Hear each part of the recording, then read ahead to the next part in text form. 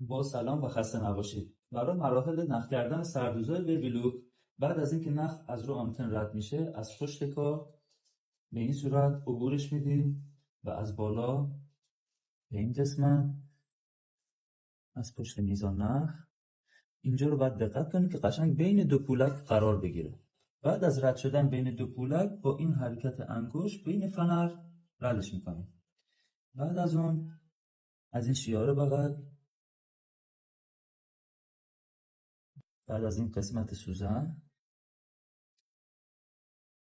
و از این فنر یه فنر ریز داره که اینو اگه رد کنیم باعث میشه که نخ خیلی به ندرت‌تر و کمتر پاره کنه و بعد هم میره برای سوزن به این صورت.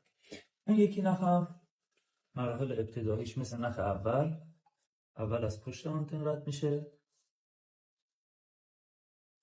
بعد از سوراخ کناری. اینجا زیاد تفاوتی نداره از کدوم رد کنه. بعدش از سوراخ قبل میزان نخ.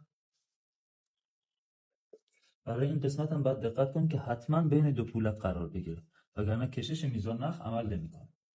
در قسمت اینجا این شیار باید فراموش نشه.